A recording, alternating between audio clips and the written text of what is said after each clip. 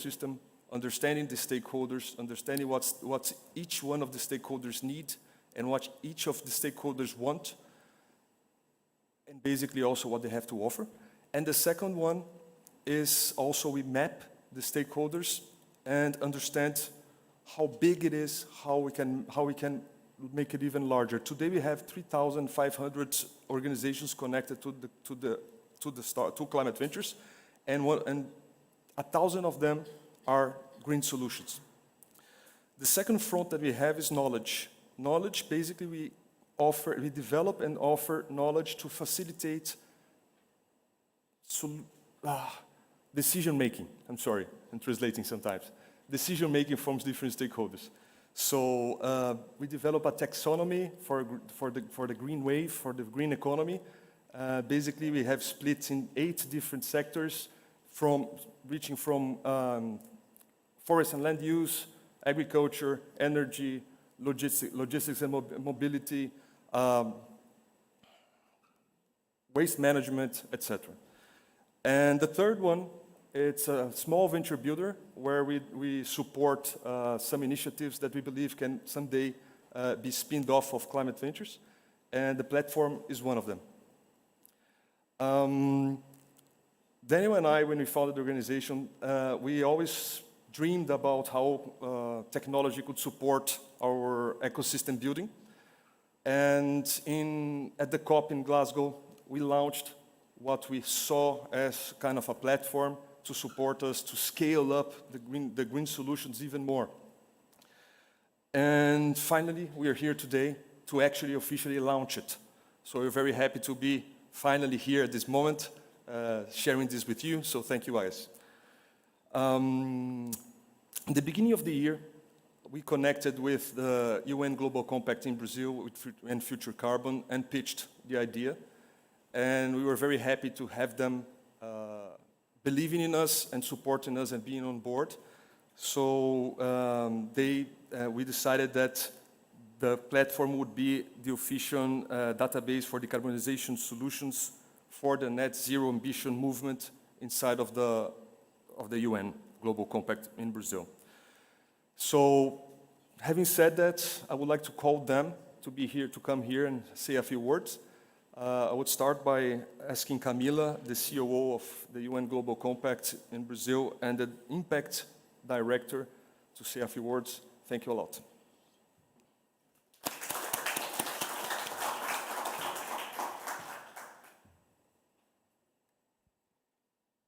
Hello everyone, good morning.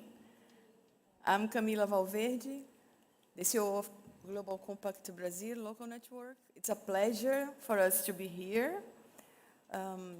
For the ones that don't know Global Compact is the initiative of United Nations to work together with the private sector to accelerate the transformation we need to do to the sustainable development. We work in 4 areas: human rights, labor, environmental, and corruption. And we believe that Agenda 2030 is the main to achieve the sustainable development. Last year, 2022, we launched our biggest strategy, which is Ambition 2030. And now we have 10 movements participating, part of this strategy. And now here we are very happy to launch a strategy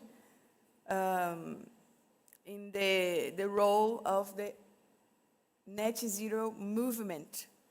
Net zero movement, we have already more than 80 companies committed to decarbonization, to decarbonize their operations and their supply chain. We work together with the Global Compact in New York using their accelerator.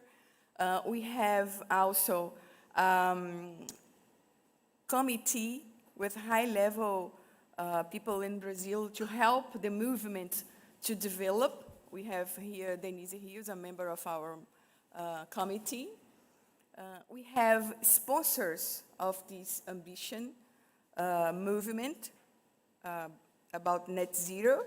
They are Ambipar, Eletrobras, and Future Carbon. Future Carbon is our main partner with climate ventures in these huge initiatives. Our expectations with the Green Wave platform is very high because we can't accelerate the agenda of decarbonization without giving solutions to the company. Every company has many, many challenges. I came from the private sector, and I know the challenge as private sector we face to achieve the climate goals. And I want also to say to Ricardo Gravina, congratulations for developing and building this huge initiative. It's going to give more than 1,000 solutions to the company to decarbonize their operations and help their supply chain. We can't achieve our goals, reduce the warming, fight the climate crisis without working in solutions. It's not commitment only. We have to develop solutions, real solutions, to help the private sector to achieve these goals. And we see in the Green Wave platform this path to go faster. Thank you so much. Gravina, I want to invite here to the stage Fábio Galindo, the CEO of Future Carbon, our partner on this important initiative. Fábio, please.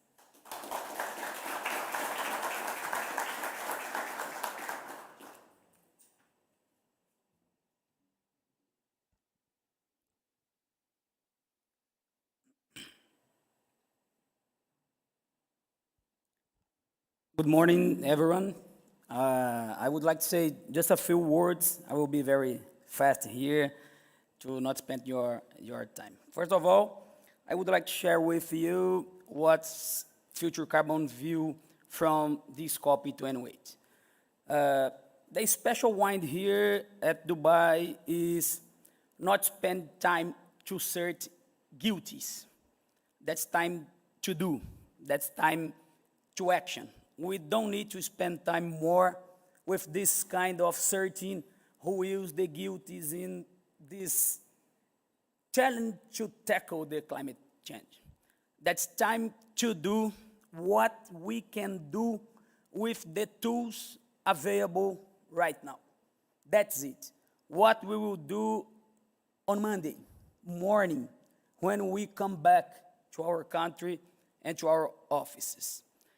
In this big challenge like climate change, I learned with a little bit hurt that the problem is so big and we don't have magical points to figure out this. So we need to work hard, step by step, and we need to look for quick wins.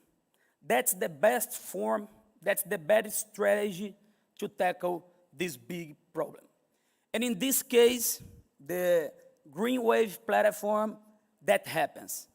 I saw these purpose-driven guys with a big dream, and Future Carbon was invited to fund it, and we start to do how they would like to do, what they look like to achieve, and Future Carbon decided these guys are very good guys, they would like to work hard, and we need to join forces to create this opportunity to Brazil to connect the dots between big corporates and good initiatives, good tools to start the accelerate of the fight against climate change. So, Gravina, I would like to say you congrats about it. It was a very huge work that you have done. Danielle, the same. And I would like to congrats UN Global Compact because you two have done a great job. And my last words is, count on us, count on Future Carbon. We have more than 100 people working hard there, and we will do what can we do, whatever is in our reach, we will do our best to achieve. That's it. Have a good day for everyone.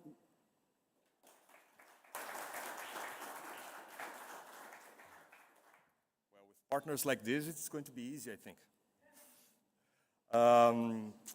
Amazing. So just a few words about green. When we talk about green solutions, we're talking about climate positive, impactful organizations. We're talking about organizations that have are socially just, and also organizations that are financially sustainable.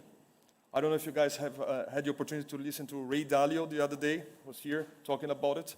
And he said, if you don't find ways to create solutions that are actually financially sustainable, we won't be able to move the capital that we need from the private sector. So this is also something that we're also pushing with this platform.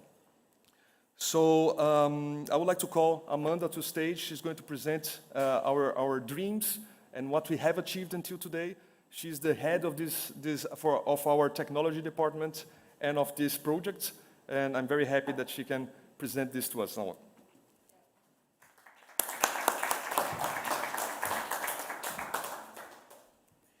Well, good morning, everyone. First of all, thank you for being here. We know everyone's tired. We know a lot has gone by. And I've been given this very hard mission, actually, to present to you guys this platform. We're really excited to be globally launching it here. And as Gravina mentioned earlier, Climate Ventures has been activating the green ecosystem in Brazil for quite some time. And what we have learned is that there are a number of great initiatives going on. So we have startups, we have community-based organizations, big companies, investment, all thinking about how to faster reach the net zero, what we can do to innovation. And what we feel that sometimes their efforts lack coordination. The data they produce, the information that is out there is often fragmented. So I'd like you to think a little bit about that while we proceed. And before that, actually, I want to get a sense of who's here in the room. So I would kindly ask you to raise your hand if your organization is currently seeking decarbonization initiatives, whether to invest or to hire or to accelerate. Can you do that for me? Okay. So now I want you to raise your hand if your organization is currently offering those kind of solutions, whether in forest and land use or water and sanitation, industry, logistics, every economic sector. Okay, nice. And now, last but not least, I want you to raise your hand if your organization is currently dynamizing the ecosystem, whether it is an incubator, an accelerator, a research institute, a governmental organization. Wow, thank you. And if I kept asking you questions and thinking about here, so what are the kind of solutions, what stage of maturity are you in, where are you based, I'm sure that we could come up with very interesting connections around here, because when you're in a room that you know who's there and what they're doing, you network much more efficiently. And more than that, we could think of which people should we bring here to this room that could actually help us to make better connections. What intelligence could we bring to this table here?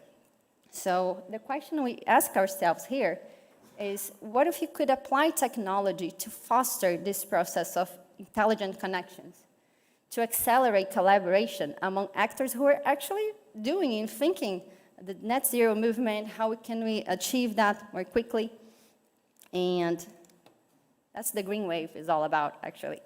So it is a digital platform that articulates and connects different stakeholders to foster decarbonization efforts and to make this more efficient. And how do we do that? First, data cooperation. So we're gathering a whole, structuring a whole database and classifying using our green economy taxonomy. So if you log in to our database right now, you can filter all those actors by sector, SDGs, geography, maturity level, and that really facilitates the process of collaboration and connection. Second, qualified connections. So once we have the data, we analyze it. We have built some very interesting algorithms using machine learned techniques. And what we've seen from that is that we can scale those intelligence to make more efficient connections, and that has brought really interesting results. Mainly when we apply this to business rounds, that is something that Climate Ventures has consistently promoting in the ecosystem. And last but not least, once we have the data, we analyze it, we promoted the match between the different actors, we actually generate a whole knowledge of the ecosystem. We can identify what are the gaps, what are the solutions they are missing, and how can we best articulate the different stakeholders to think about it, to facilitate investment, to make the right bridges between big corporates and startups and community-based organizations. They are doing an incredible job. So today, what I really would want you to leave this room thinking about is what kind of benefits a tool like that brings to the ecosystem. So when you think about the providers of the solutions, those who are working on a daily basis with technology, with local communities to try and improve this agenda, what we do is we facilitate client access, investment access, because we're taking their jobs to a very qualified network, an engaged network that is in a digital platform that can reach different regions. And when we think about the seekers, those who are looking for those solutions, we actually bring down the transactional costs to do so, because we're facilitating the mapping of solutions, we're also bring in the pipeline access in a much more effective way, and of course, this is part of this engaged network that is absolutely relevant. And who wins the most with that is the ecosystem as a whole, because we're generating this very qualified market intelligence. We're giving this a very collaborative framework to look at this green ecosystem and to understand it. And of course, we're optimizing these efforts. We're giving it efficiency. We're giving it a very clear path of connection that is absolutely interesting. So this is our big ambition. This is what we're aiming at. That's what we're trying to get. We're aiming at constructing and structuring the largest and most effective green solutions network and database in Latin America. And by 2025, we're looking at $5 billion of deals generated by the platform, 10,000 connected business mapped and registered in the platform, and 5,000 matches. So very ambitious goals, as all of the ambitions regarding the climate should be, right? And we're very happy to share with you all. And of course, we're not going to do it by ourselves. And we brought some really interesting partners into the table, starting with Future Carbon and the UN Global Compact that have agreed to make this partnership with us so the platform can be the official tool to the net zero ambition movement in Brazil. And another networks that I think they're very interesting to bring in, first, of course, ICS, which was our first partner here, the one who first believed in this project. We're very happy to have Maria here representing it. Our ambassadors, the UN Global Compact, Future Carbon, and Fundo Vale. And last, our supporters, ICE, CDP, Latin Impacto, Sistema B, who's represented there by Cynthia and Tozini Freire. So I thank you all very much. I invite you to scan this QR code and get to know our platform. We can log in as a physical person or as your organization. And of course, give us feedback. It's very important to you to collaborate, and we want really to hear from you and this to be a collective construction. And I now invite my great, very dear colleague, Daniel Contrucci, to conduct us through the rest of the panel. Thank you very much, and I hope you have a great time here.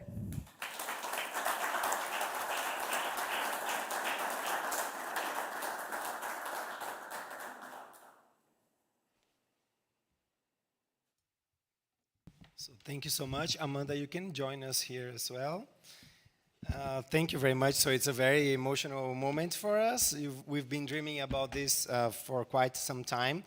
And so now I think the second part of this, we're going to ask people that we respect very much, that have also very important work in terms of engaging the private sector and trying to find climate solutions. So we're going to form a panel here where we will hear perspectives from these different players from the system, and then we hope to also engage with you and hear questions about the platform, about the talks that will be given now. So I will kindly ask Maria Neto, the Chief Executive Officer of Instituto Clima in Sociedade, ICS, to come onto the stage. Thank you very much. Maria. Alexander Rose, the Senior Manager for Environment of the UN Global Compact Brazil Network. Thank you, Alex. Mr. Walid Sheta, the President for Middle East and Africa at Schneider Electric. I don't know if he is here already, but he must be coming if he's not here yet.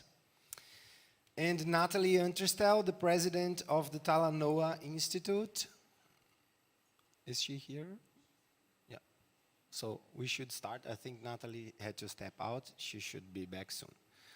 So I will start with both of you, and then hopefully we'll have Natalie and Walid joining us.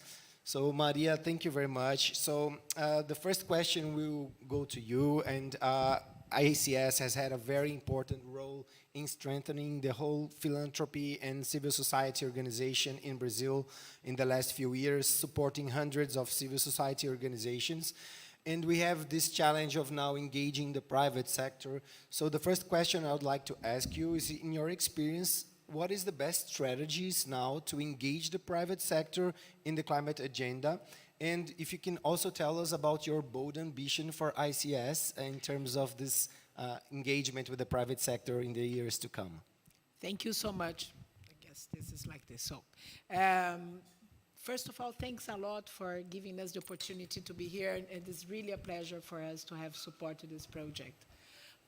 In terms of what we see in private sector, clearly, and particularly over the last 4 or 5 years, we are seeing the issue, for example, of traceability of the products with regards to their GG, for example, content, or the conversations on transboundary carbon taxes, for example, or the discussions we're having also continuously, for good or for bad, on carbon markets, becoming pressures on a very important competitive discussion on how industry is going to position itself, how private sector is going to position itself vis-a-vis the market as a whole. So today, the conversation on climate change, we have this conversation on the governments here, but there is also a much broader conversation about traceability of the goods, the competitiveness on how green they are,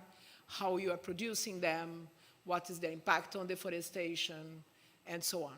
So this is creating a pressure, and also a good pressure, I would say, in particular for countries like Brazil, where in reality, our products in general, they are actually much greener than most manufactured products, actually than even USA and Europe.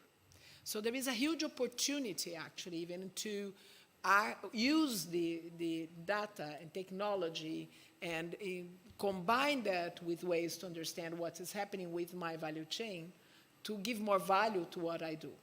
Now, the problem is we still are in a moment of silos and not being able to discuss about how we can promote better, precisely, good practices, or maybe what we are already doing and not being able to demonstrate. And there is also a perceived cost or transactional cost sometimes from private sector on, is this complicated? Can I do it easily or not? And so I think the fact that we have technologies like that that allow private sector to map, understand what others are doing, find solutions, but also with that value what they are doing as a great competitiveness opportunity is something that we see as ICS as a big opportunity for Brazil in particular. And so that's why these kind of platforms are very welcome. In terms of bold vision, we believe that it's very important to continue working with civil society, but precisely combine and support that civil society can work more closely with private sector. And there is a lot of cross-fertilization with platforms like that as well. Part of it comes from the science, from the opportunities, from understanding where policies are going, for certification, for labeling, and that can come from a lot of academic think tanks. And part of it comes also from private sector seeing where they can gain opportunities and also provoke on what are actually the economic gains I get with that, how can I access markets, how can I increase jobs, how can I have an economic impact. So I think that's a bit our bold vision as well, is climate and society, how we get more to the society side as well, in seeing the opportunity of climate change for Brazil as a truly opportunity of a new type of economy. And so, again, opportunities of very concrete solutions like that, that help people to find new ways to operate or see how their peers are doing and work together also in providing more value to their value chains, is very, very welcome, and is the kind of opportunities we want to look more. I believe a lot on digitalization and technologies being key for us to leap on that, particularly as we have very, very complex value chains in Brazil. Our main economic power is on agriculture and land use, and normally these are very interlinked kind of value chains, where we need to create ways also to understand how from the very small producer to the large retail, the greenhouse gases are being traced, but also the opportunities of gaining again and opportunities of creating jobs and improving productivity can be better presented. Thank you. Thank you, Maria. And we have just conducted a few interviews with corporations that are the target audience for the platform. And what we learned is like 80 or 90% of them spontaneously mentioned that this would be great for their value chains, because they have a huge challenge now, thousands of suppliers that also needs to be educated and try to find solutions. And so, yeah, we are finding out that maybe the value chains is a big part of the value that this platform can deliver. Thank you. So, Alex, at UN Global Compact, you have been very successful in the last years in educating and engaging the private sector in the climate agenda, at least in the first step, which is committing and joining the ambition of becoming net zero. So, in your perspective, and you are with us, since the beginning of this year, how do you perceive the progress of the corporations in terms of making concrete commitments towards net zero? And why do you think that the Green Wave can be a good way for them to, start giving the first steps? And welcome, Walid. Thank you, Daniel. First of all, I'd like to say it's a great pleasure to be here, and it's a great pleasure to be part as a member of the Green Wave platform together with Climate Venture, with Future Carbon, and representing UN Global Compact here. And very emotional moment, as Ricardo said, to launch this platform finally. So how do I perceive the companies? I think we're in a very positive moment. My colleague Camila mentioned before, UN Global Platform Brazil is growing very fast. We're having already over 2,000 members, and the numbers are growing quickly. Within the members, human rights and climate are the main headrunners, so the areas that are growing very, very fast. We have our climate platform with over 300 companies, and we are conducting meetings, my team, every day with companies that are seeking solutions, wanting to take part, wanting to understand. Camila mentioned earlier, we have our Net Zero Ambition movement with about 85 companies, and this is a movement that started only last year. So it's growing very fast, and this movement has clear goals, which is the carbon inventory, which not all companies do, but most of them have to do. There is market pressure, and I believe it's a great combination between the market pressure and the desire of the companies to become green. So the first goal is to disclose the inventory, and the second goal is to join a reduction methodology. The UN Global Compact is part of the science-based initiatives. We are one of the founding members, and this is a very ambitious methodology of emission reduction, and the companies want to be part of it. So the first step is they want to learn about it. It's really complex, and they don't have the tools. And I think UN Global Compact is in a great position as an accelerator with our instruments, movements, with our trainers, capacity building methodologies to enhance this moment, to help companies grow. And we see the commitment. So the commitment is growing. Of course, there's some external pressure, like the Brazilian Stock Exchange, the B3 has launched an index of sustainability and a ranking. So of course, companies don't want to be low in the ranking, they want to be up there. So being part of carbon emission and reduction methodologies is part of this. So the momentum to commitments is very positive, is very great. So I see a very positive commitment there. Thanks. Thank you, Alex. And I think one of the next steps that we have is also connect that with the Science-Based Targets Initiative, because that is really important. First, to make sure that these solutions are delivering real scientific-based climate impact, right?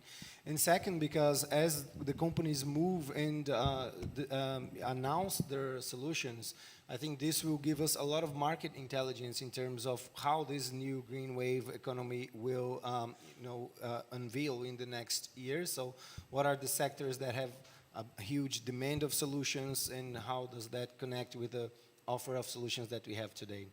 So Natalie, thank you for being with us. So if you can also share a little bit about your perspective. You have also a very privileged view of where we are in terms of this transition. I think we're just beginning, but I have a positive feeling that good things are happening, but we are very far yet to reach our national contribution as in terms of Brazil, our NDC.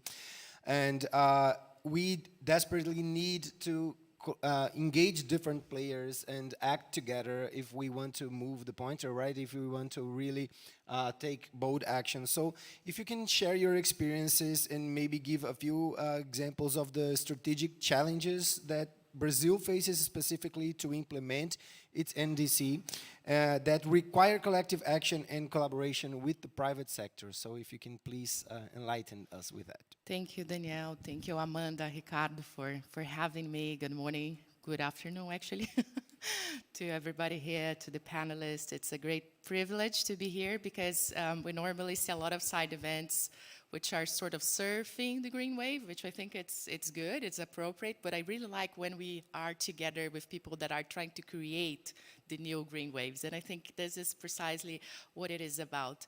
And I just want to make sure that everybody gets here one very important point about the initiative that is being launched now, which is that this was based on the best available science. So all the 40 solutions that you have inserted and all this matching that is going to happen, it is based on the mitigation options scenarios that were generated by the Brazilian Ministry of Science and Technology with a lot of scientists, researchers, and so on. And I think that's not a small thing, because one could think about creating a list of businesses, opportunities, from the scratch or randomly, and this is not what is going on here. You started with something else, which is science-based, and actually the best science available. Of course, this will have to be updated from time to time, but I think that's a very good start. And also, this is important because nowadays, as you know, the SBTi is super important, Science-Based Targets Initiative, but last time I checked it out, there were only like 26 companies from Brazil in there. So we will not do the transition in Brazil with 26 companies. I really love them, Natura's and others, but this is not happening this way. So we really need to create a massive green wave. And I'm very glad to learn, Dani, that you are entering a partnership with them, because I'm sure this can connect, what they have, which is the alignment methodology with the real thing, the connection you are promoting. So also something that happened these days, past days here in Dubai, was the launch of the so-called Net Zero Policy Alignment Initiative. So as a consequence of other movements that were created by the Secretary General, the UN Secretary General. And I think that's also another, connection that should be done. I'm just mentioning all of this because it is about connections, and you are laying the ecosystem. So thank you so much, and congratulations to the Global Compact Brazil, because that's the kind of partnership that matters, and the sort of protagonism that we would like to see from now till Belém. So a lot of expectations were created, and I'm sure Pacto and yourselves and others will be in a position to really foster the best technology so that we get concrete about our transition. And finally, I think Ricardo mentioned in the opening that it's about tackling the delay. It's not that we don't have the solutions, right? There are many technological solutions on the shelves, some waiting to become, to get scalable, others that have been there for sitting for quite a while, but the issue is really like not the what, but how fast we can get where we need, right? And so to finalize, in Brazil we have two transitions, I say within the transition. One transition is from now to 2030, we know exactly what we need to do, which is basically tackling deforestation, radically reducing deforestation in all biomes, enhancing forest restoration, putting up price on carbon. These are the three major things. We're going to get to up to 80% of emissions reductions by 2030 with that. Green Wave, Climate Ventures, EECS were part of the Climate and Development Initiative when and some of you here, when we devised those scenarios. So we know where we need to go, and I think there is policy efforts now in that direction. But then comes the other transition into the transition that cannot start in 2030 or 2031, which is precisely like all the other sectors, what we're going to do, because all of them need to get to net zero, right? From sanitation to cattle ranching, so solutions we need for all of them. And that's precisely what we hope is done differently next year. So Brazil, as other countries, will have to prepare a new NDC for the period after 2030. And I really hope this time we can connect the pieces, not only thinking about the big solutions that are so much needed, but also like what are the other transformations that we need and we can see happen, you know, when this ecosystem works collaboratively and, at the scale that we need. Thank you. Thank you, Nathalie. So Walid, thank you very much for joining us, and I think you also have a very different perspective. So as being the president for Middle East and Africa at Schneider Electric, I think you have a very privileged perspective on climate innovation. So if you can share a little bit with us, you know, in terms of and we understand that Schneider is both a solution provider and also you seek solutions to decarbonize your value chains. So can you give us a few examples of concrete climate solutions that the market is demanding and how you perceive that? And can you point out the differences and similarities between what you see in the Middle East and Africa markets in comparison to Brazil and South American markets, if you can please share with us. So first, thank you very much for inviting me. Very proud to be among this panel. And I will take some words that were said about why companies are doing all of that. So many drivers were mentioned, but one of the drivers is simply employability. So employees want their companies to be driving a net zero strategy, following the 17 SDGs of the UN. So it's easier for us to recruit when we are showing and demonstrating that we are bringing solutions to decarbonization. It's much easier to recruit the best talents than in the past. So that is an important driver. Of course, another reason was mentioned, which is you want to be on the top of the list, not on the bottom of the list. And last, of course, is the corporate social responsibility. And yes, in Schneider Electric, we are both very proud, by the way, to be a part of the Global Compact, and our chairman is a member in it. Why? Because we do not only apply that to ourselves, but we advocate that we are part of the technology solution to reduce the emissions. How is that? In the COP, we spoke a lot about converting, changing, migrating from one source of energy to another. We don't speak a lot about reducing, despite the fact that the presidency spoke about cutting down the consumption by doubling the efficiency. So this is what we do. And the examples I will give are all related to efficiency of not replace only, which is a great solution, but also to consume less. A lot of similarities exist between South America and the Middle East and Africa. The last I checked, the reach of electricity in South America is high compared to Africa. Like Africa, we have around 57% access to electricity, while in South America it's 98%. So it's not the same problematic. In Africa, we do have a need to substitute the energy to become cleaner, and in that regard, the solutions we offer are solutions that are microgrid off-grid. And for those of you who don't know, microgrid is not only about having the solar panels on top of the installation, it's about storing it, how we store it, how we reduce the consumption, how we don't use it in a waste. The last thing we want to do, for example, is to use it for a fridge directly, electricity coming from it, but also pumping of the water, because water scarcity is a topic. So the examples we provide is that we tested and validated what we call water of the sun. You use the solar panel that generates directly DC current, and using the DC directly on motors, and that is a difficult conversion to be done in order to pump the water, and the water you can store it, so that when there is no sun or when it's the night, you have the water that will serve you to be used later, and it's a way of storing energy in a good way, and you can even pump it down. Similarities would be more on the treatment of the building's efficiency.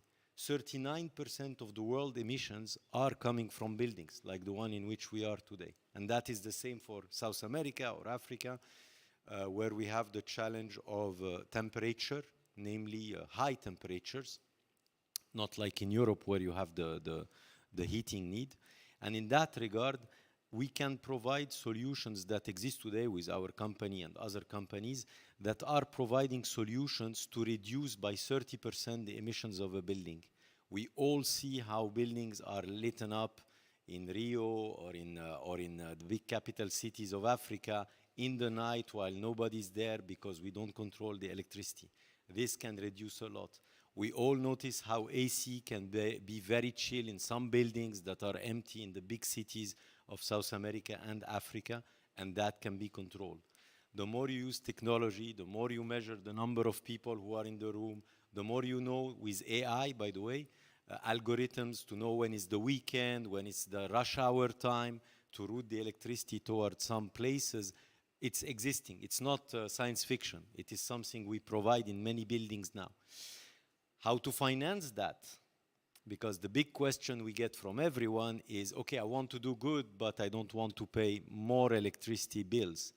And here, the regulation helps very much.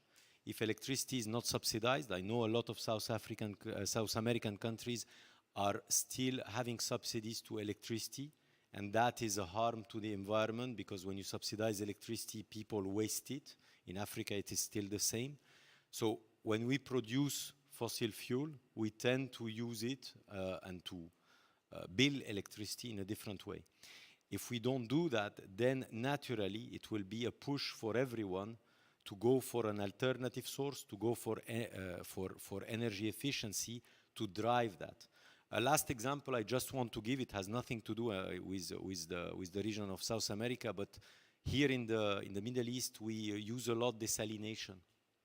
And desalination is using a lot of electricity and a lot of energy. And one of the biggest problems is the number of kilowatt hour you use to produce 1 cubic meter of sweet water. And guess what? You can, by measuring the membranes in reverse osmosis, you can make sure that the membrane lives longer and consumes up to half of the energy it needs to be producing 1 cubic meter. How is that? Is by a lot of technical calculations and algorithms, managing the pressure on both sides of the membrane. It was not feasible before because computing was not strong enough. Today we can do that live, online, and you can do it real time to make this work. And I like this example because it's very concrete, it's for simply drinking water and to getting results, and it is reducing by half the consumption. I could go on and on, but it's just to say that technology is available for us to use. Thank you very much, Walid. And so I think that the Green Wave now, we have some challenges, right? We're being very ambitious, and I think that we have two main challenges right now, which is, first of all, we need to make sure that we have mapped these kind of solutions, starting in Brazil, but then expanding this to Latin America first, and then also to the rest of the world, so with a framework that can be adapted to the different challenges and different offer of solutions that we have. So I think the first challenge is really to make sure that you know, all the available solutions are there, and then we have the algorithms and the right connectivity intelligence to make sure that we reduce the cost of transactions for those who are ready to do business and invest right now to implement the solutions. I think the second part of the solution is that we know that these 1,000+ solutions that we have mapped in Brazil so far are not enough, you know, to move, you know, and really foster decarbonization. So we are already seeing some parts, some sectors that we have, you know, maybe some technologies that are in the universities or in technology parks, but not business models that can be applied in scale. And for that, when we look at that, we learn that, you know, many corporations are looking for different solutions, for example, for technical assistance to change the way that we produce food and we promote regenerative agriculture. And it's a huge challenge because we're talking about thousands of farmers in different parts that need to change the ways of life. So some of these challenges and solutions really require collective action and really require a type of pre-competitive open innovation, so then the companies can invest in solutions that, you know, need to be scaled up and applied to their value chains.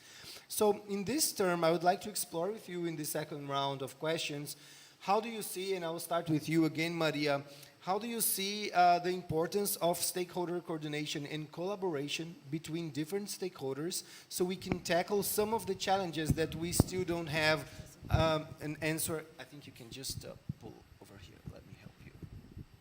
Oh, it's really late. I take yours. Yeah, don't worry. Go on. I take yours. I take yours. So to finalize the question is, some of the challenges that you perceive in Brazil that require collaborative action and collective action, and if you can maybe give us an example of things that you see that are working in terms of actors getting together to solve critical challenges towards net zero. Yeah, so I guess here we are talking about more innovation. Also, I think there are two ways to look at innovation. Oh, so that's working. There are two ways to look at, oh my God, you see.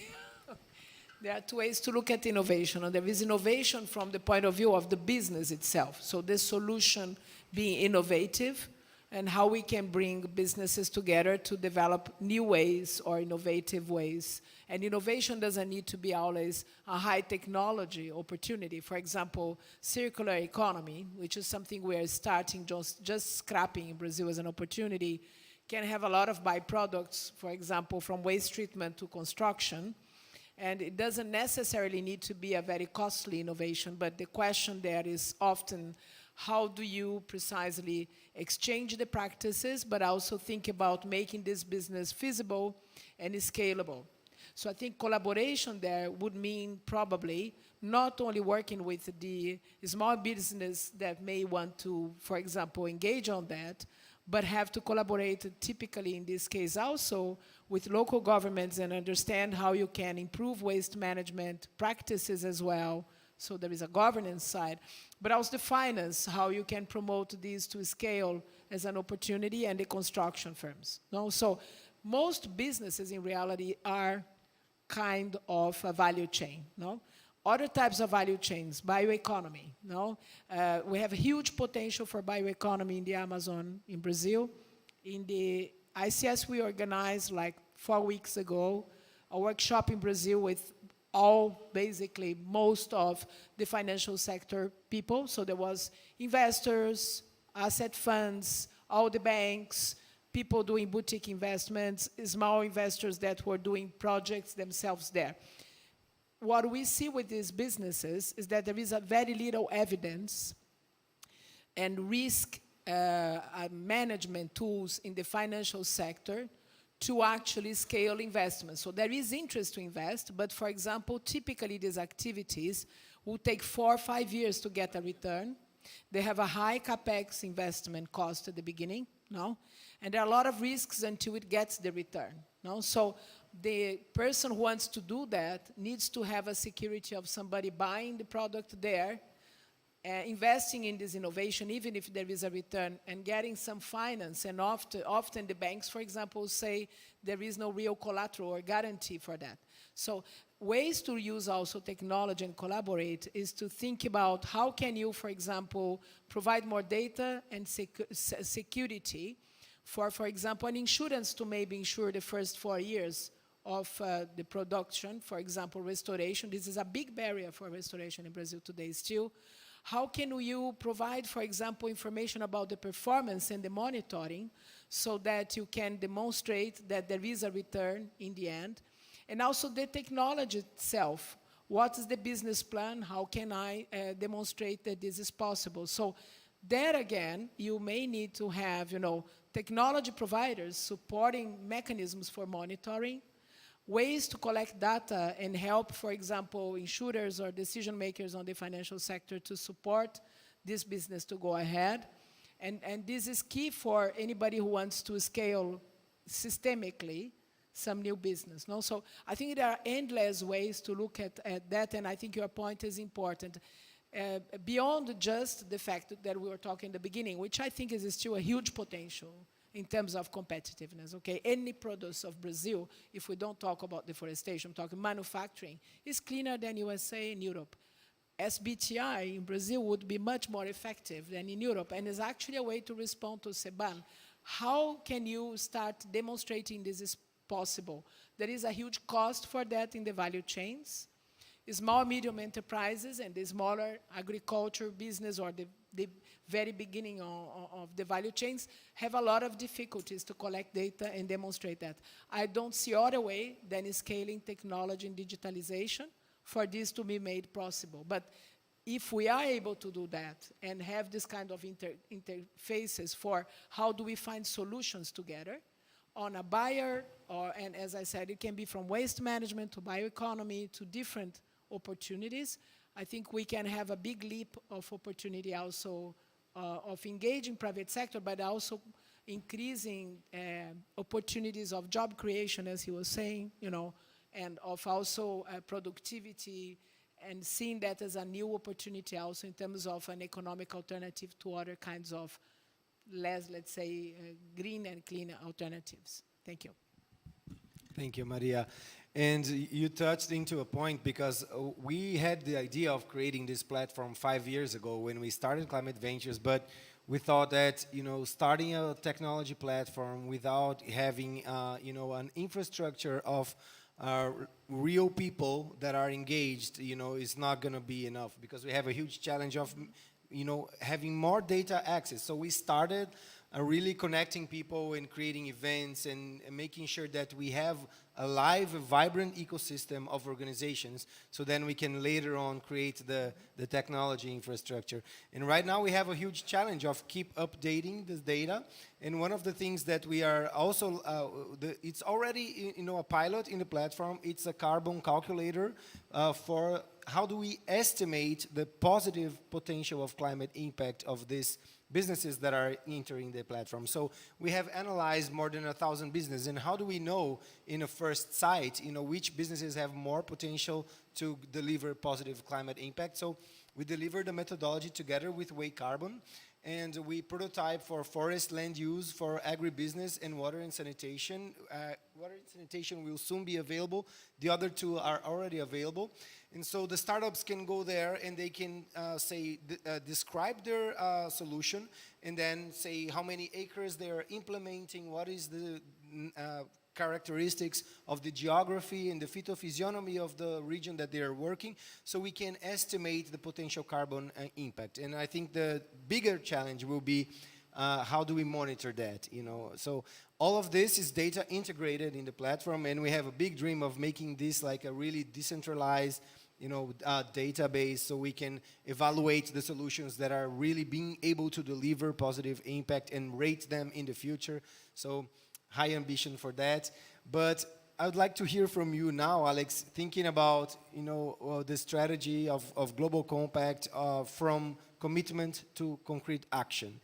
So first, of course, we have to celebrate and bring more people to join the ambition net zero. And how is the Global Compact in Brazil dealing with helping these organizations that are committing to really deliver concrete action? And how do you think that the Green Wave platform in your wildest dreams could help these companies to really move forward in their agenda? Thank you, Danielle. Yeah, first of all, I see the Green Wave platform far more as a climate tool, but as a tool to create a whole new low-carbon economy. Walid talked about job creation, and you're totally right. We need to create a full new economy, a low-carbon economy with new job and income generation. And Maria, you mentioned bioeconomy. Global Compact has launched a big movement called Impacto Amazonia recently, and it's fostering the bioeconomy. But maybe if you go back a little bit in time, I was born in Germany, and I can talk a little bit about German economic history. Germany had a big phase out of smokestack industry in the 80s and 90s and started to invest in high-tech technology like Japan. So if we want to develop a bioeconomy, we really need to invest in the supply chain, in research and investment. Carlos Nobel's got this amazing initiative called Amazonia 4.0, and he's bringing technology. We know we have thousands or millions of species of fruits, of pharmaceutical products or potential, but how to explore this. So there's a lot of lack still for new companies to invest in research, in development, to develop new products, to develop this new economy. And the Green Wave platform, I think, is a perfect tool to develop this new economy. And our companies, like Global Compact, they have issues, as Camilla mentioned in her opening remarks. They have a lot of challenges. For example, energy companies, they have to cut down the trees because the power lines go through the trees. And okay, what to do with the leftovers? So again, circular economy is an issue. We're still very far from having an effective, a functional circular economy. So now we launched this movement, circular economy at Global Compact, and it's very fast growing, so companies are very interested in it. So we have these different topics, bioeconomy, circular economy, with a lot of room to grow. And our companies, and specifically the smaller companies, the startups or even research fellows who are in your platform, they can make the difference. They can really bring new tools, new technologies, new research to the market and foster this economy.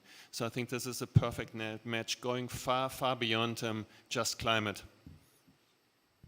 Yeah, high expectations. So, Natalie, from your perspective, and you're not like you're agnostic sector. You're not like defending any sector. So you are straight, towards science and climate. So, how do you see, if I could ask you for advice in terms of how do we evolve and reach the maximum potential of this tool, and to really help the Brazilian economy to decarbonize.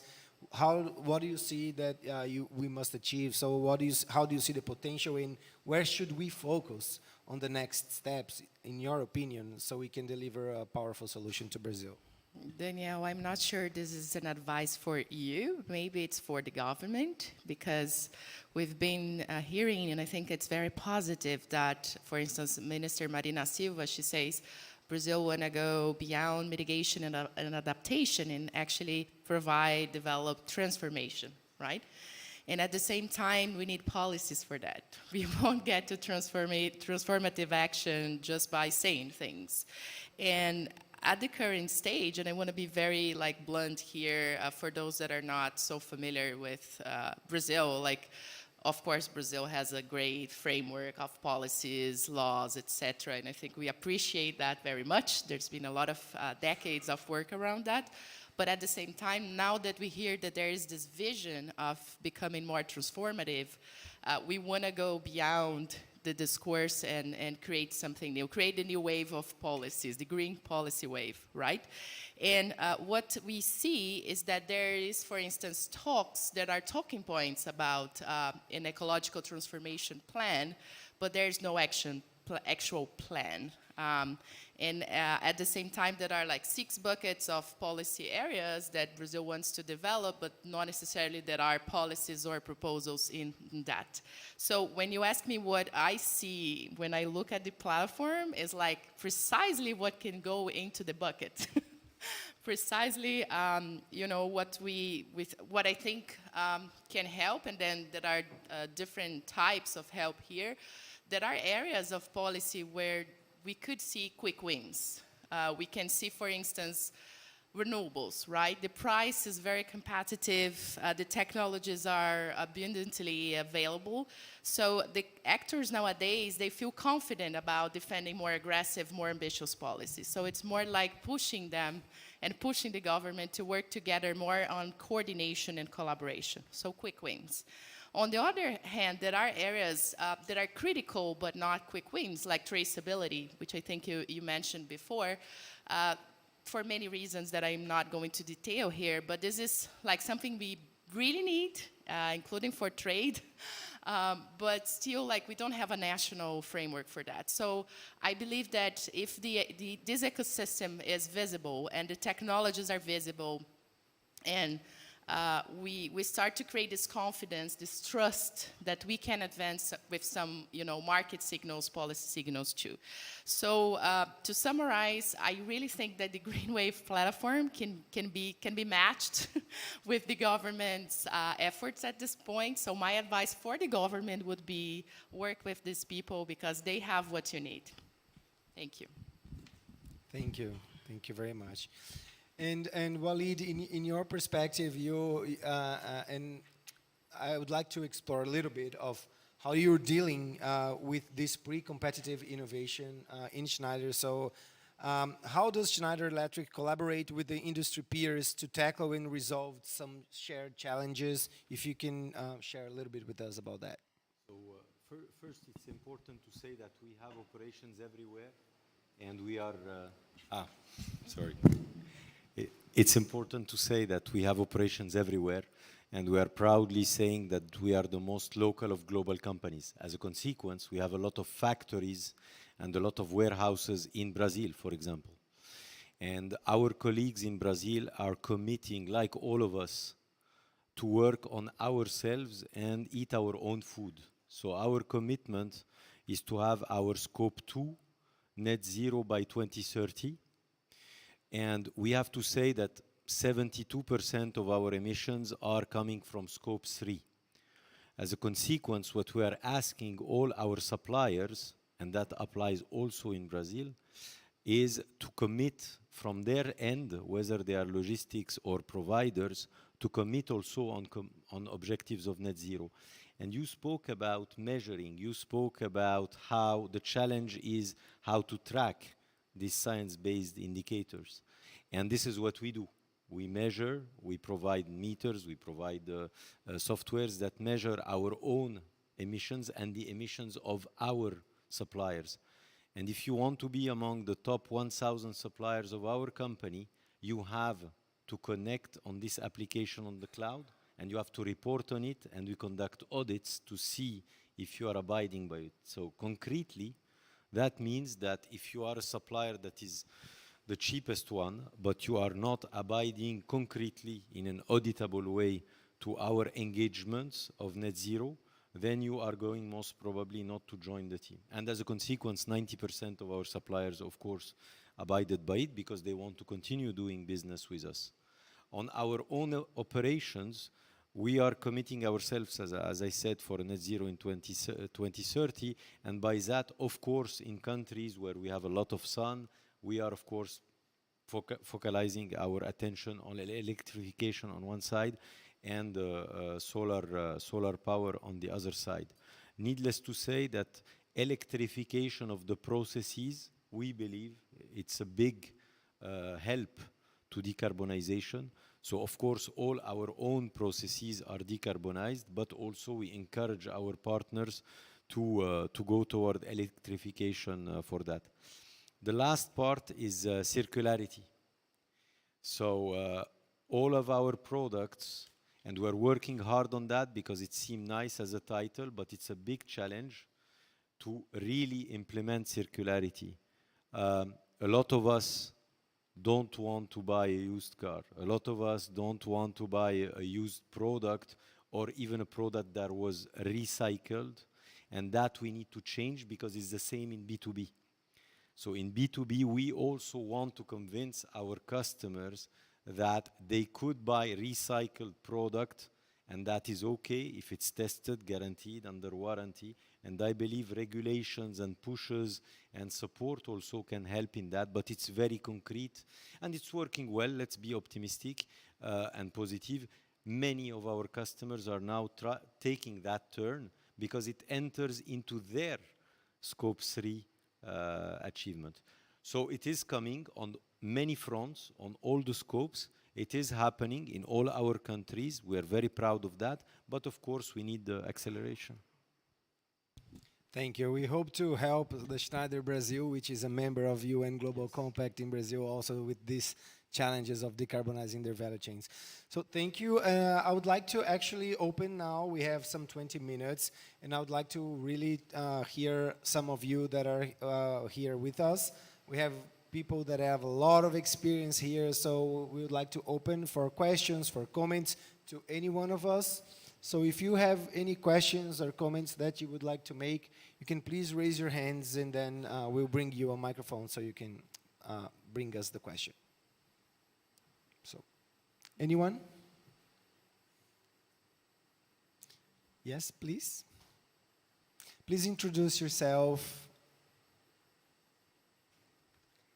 Good afternoon, everyone. My name is Juliana Santiago. I am the Executive Vice President at Emergent that coordinates the LIFT Coalition. I'm also proudly a member of Climate Ventures, a member of the board. So one question, Donnie, and after all your engagement in Gravina and the team during COP and beyond, how do you believe what is the next step in terms of scaling up the green wave platform more broadly in Brazil and also worldwide, I hope. So if you can give a more broad panorama of the next steps. I think a lot has been reached, but I think the next months will be very critical to advance and scale up the initiative. Thanks.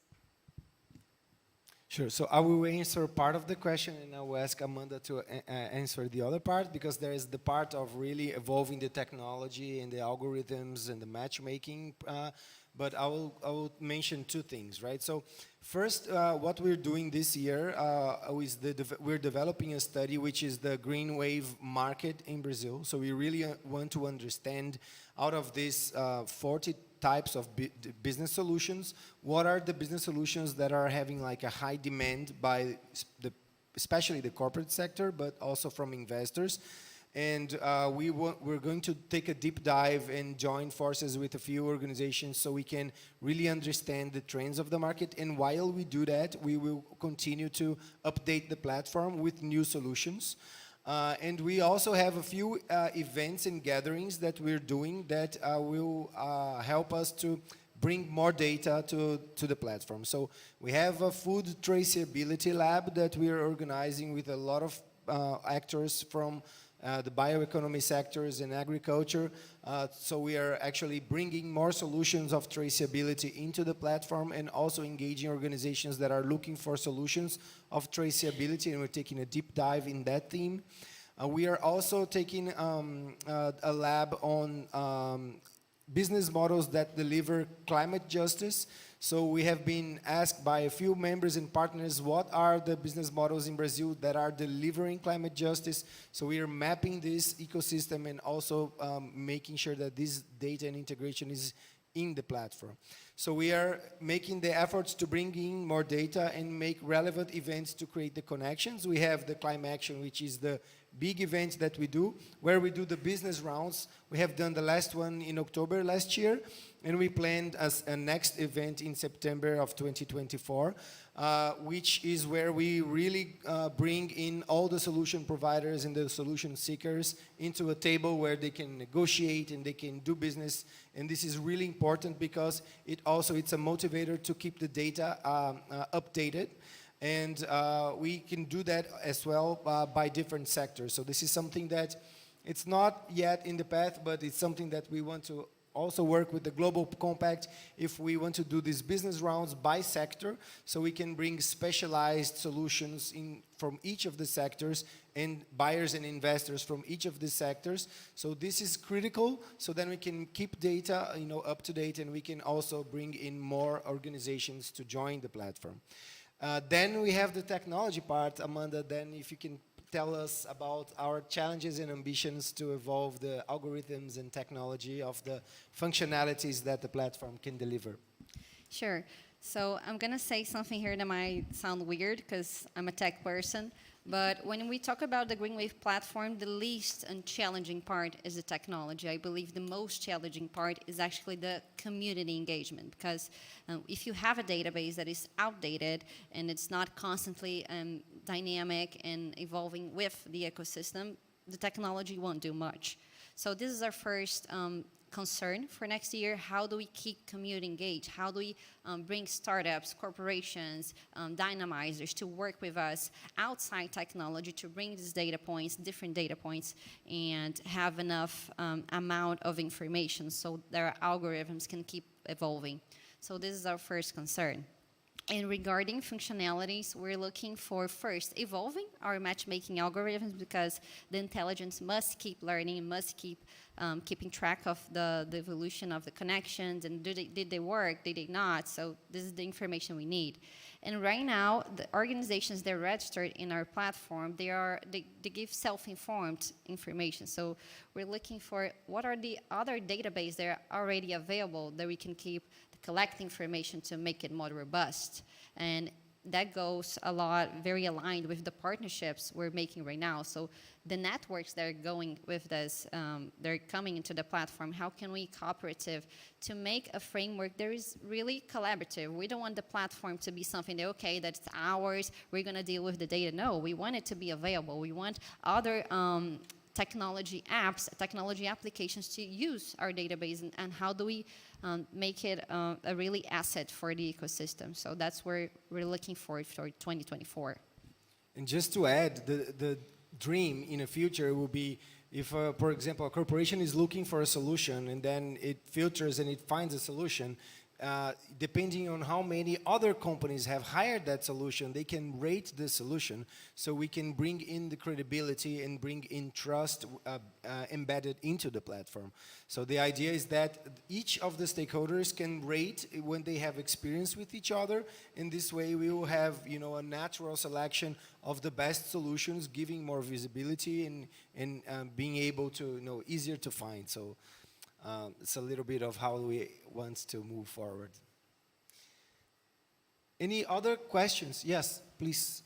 In the back, if you can also introduce yourself. Thanks. Yeah, Peter Thornton. I'm the director for the Climate Change Science Institute at Oak Ridge National Laboratory in Tennessee in the US. And my question is about engagement of community. Technical problems, yes, very important, and we're finding that engaging the communities are probably the harder problem, so I agree with that. Does the platform support, say, community organizations or even individuals who happen to be in the community? And this is, I guess, getting at the climate justice issues about trying to connect with the people living in the places where the businesses would be doing their business. So easier to identify a business, harder to identify a community or an individual. Thank you. Yes, thank you for your question. So our the way that we select is, as long as there is a business model, then we do support and we have space for the platform. So we have, if you're a person, you can create your profile, you can have a login and you can access the data, but you cannot offer yourself as a solution provider. To be a solution provider, you need to have a business model. But there are NGOs and there are local cooperatives that are solving huge climate challenges that do have their profiles in the platform. So right now, we have at least 100 organizations that are local and community-based. So we have cooperatives and associations, for example, from the Amazon that are selling different goods from social bioeconomy that have their profile in the platform. So it's very welcome, to do that. And we have a few specific programs within Climate Ventures that we run, such as we have a Amazonia in Casa project, which we support 50 local entrepreneurs from the Amazonia that have different products, real economy products like chocolates, goods, and cosmetics, perfumes, things like that, we encourage them to also create a profile in the platform so they can find investors, so they can find B2B, sometimes other corporations that are interested in buying their products. So yes, it's designed to include them. One more question. Hey, good afternoon. My name is Michel Santos. I'm the director for global sustainability at Bunge, a global agribusiness company. I do like the approach about the challenges in terms of traceability. I think this is cross-sector, and I do like the opportunity that you guys are bringing here in terms of supporting innovative collection of data and how we could create a more resilient information system, let's say.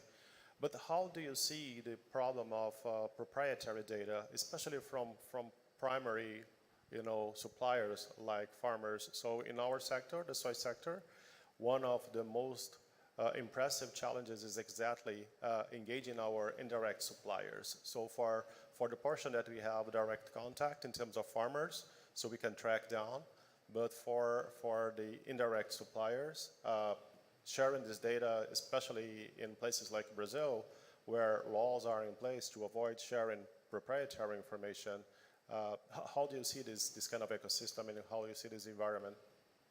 I'll also ask Amanda to help me with that. But first, I think this is a very critical challenges.